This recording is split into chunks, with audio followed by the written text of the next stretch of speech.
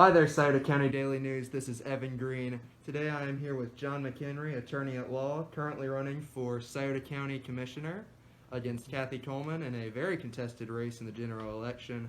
We're going to be sitting down with them, asking him a few questions. You ready? I am ready. All Fire right. away. So we're going to start off. Can you tell me a little bit about your employment history, just in general, and how that has qualified you for the position of County Commissioner? Yeah, I've had a couple of careers. At first, I was a clinical psychologist, Oh, really? and after that, I went to law school. And in both careers, it was a case of where I'm helping people one at a time. They'd come in and trust me with their issues, and we would work out a strategy for them. So I think I'm very well qualified to do that. But instead of one at a time now, I want to help 75,000 people at a time. That's our county population, and I think as a county commissioner I could do a good job at it. When the Dillon child was murdered by that heroin addicted mother, I had the feeling that maybe there would be a conversation about the need for something called a children's home or transition house. I'm not sure what we're going to name it if it came to fruition, but something of that nature where we could take a child that is at risk at that moment, an emergency moment, and place that child somewhere immediately where that child would be safe and taken care of. And while that child is there in whatever we call it, the emergency house or whatever, Right. then we could take time to investigate where we need to place that child. We could, maybe with another family member, maybe with a foster family, maybe with an agency. But the point is, we need time to investigate where we want to place this child. Well, that conversation didn't happen. After the Dillon child was murdered. That didn't happen. And then a year later, almost a year, maybe a little bit of, Annabelle comes along murdered. Yeah. And these were supposedly people who were investigated. There was supposedly a criminal background check. Something fell apart. That system did not work for that little girl. The system did not work for Dillon either. And it just seems to me that we are in a real crisis with taking care of our children. And that's something I really want to address if I'm successful in being elected commissioner. It seems to me that we need a conversation about that. We need action about that. It's time to stop talking. It's time to stop talking, I guess, and to start doing. Let's put it together. About a year before the Dillon kid was murdered, there was a church affiliation group came by, a church affiliation that has a lot of congregations in this county.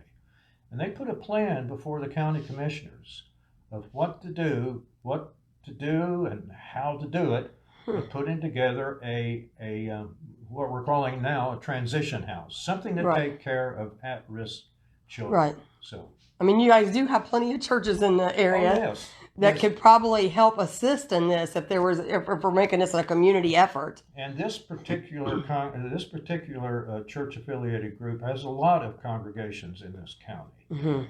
So what happened? Nothing happened. Wow. And so a year later, another kid dies. Annabelle dies. Now, on the desk of the county commissioners was a plan, a proposal by these people a year before the Dillon kid died to do something. Do something. And we need to do something to safeguard, to keep at-risk children. And it's a shame when the most danger to a children is the young parent. Issue that's very, very important, of course, is the children's services issues and problems that have come up with that. I think one way to change that, one way to get into that and start modifying that, making it better, is to be careful how we go through the process and the protocol of appointing people to these boards. To me, there's a four-step process. You send in a resume, you acknowledge receipt of the resume. That's point number one. Point number two, you set up an interview. Point number three, you contact the references that person has given you. And if you decide to go further, then number four is you need a complete police background check. Started here with the Scioto County Children's Services. Started with the Scioto County Sheriff.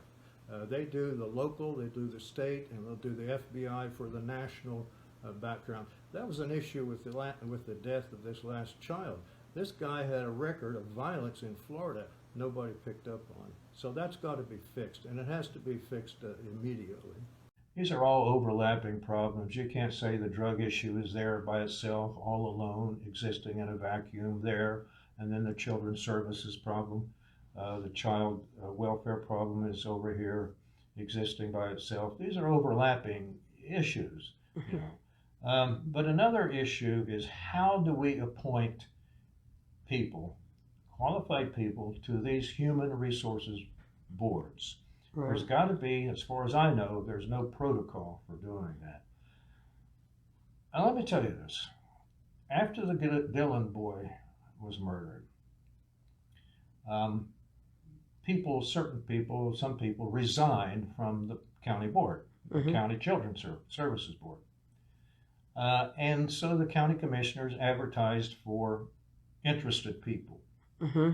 I submitted a resume. I wanted to be on that board. I think that I was qualified, if not better than anybody, just as good as anybody, to be on that board. What happened? I never heard a peep. Never a peep. But I went down and I followed up, and I asked the secretary at the desk there in the front, did you get my resume? And the answer was, yes, it's back there. And then what happened? Nothing. Wow. That's not the way to handle appointments to these boards. Now, maybe they didn't want me there in the first place, but I should have been. Number one, here's the way that should work. A person who submits a resume or an application for any of these boards deserves the courtesy of acknowledgement that we did receive it, number one. Right. Number A phone two, call, yeah. I'll say, hey, we got it and we're looking. And number two, we want to set you up for an interview. So it should be an interview. Number three, there should be a follow-up for the references that the applicant provides. And if it's decided to go further, you might stop right there and not go further.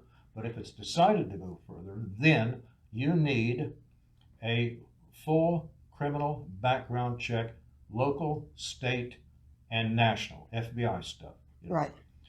In the legal profession, we call that due diligence. The County Board of Commissioners has failed its duty, its mandate for due diligence. And that is something that is inexcusable. If you were approached by someone who is supporting your opposition, Kathy Coleman, and you wanted to attempt to sway them to your side, what would you try to tell them? Well, the first thing I want to say about Kathy is that I really don't know her. I've had a couple of conversations with her. She's a very pleasant lady, likable, and I think in her way she feels that she's doing what's right for the county. I feel, however, if I'm going to try and persuade this person, that she and the other commissioners, as far as that goes, their time has come. It's time to pass the torch now. We need a change. They have bragging rights. For one thing that I want to acknowledge is that some time ago we were in physical crisis, this county was, and they pulled us out of that. That's fine. That's good. But that's over with now. We have a crisis with children, how we care for at-risk children. We have a crisis with drug use in this county. We have a crisis with poverty and with unemployment. And that's what I would try to persuade a person to look at least, and say, you know, it's time to pass the torch. Their day has come and gone, and they did what they were supposed to do. Now that's over.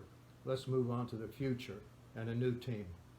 On the economy side of things, where do you see that going maybe in the next couple of years? We cannot have the economic revival that we want in this county until we grapple successfully with the stranglehold that drugs has on this community. Now, there'll always be people addicted to something, okay? They'll always have that problem. I mean, as successful as the anti-smoking campaign has been, 28% of the people still smoke.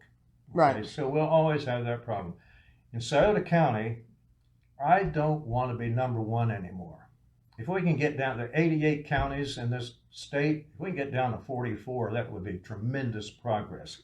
And I think we would see an economic revival starting to bubble up.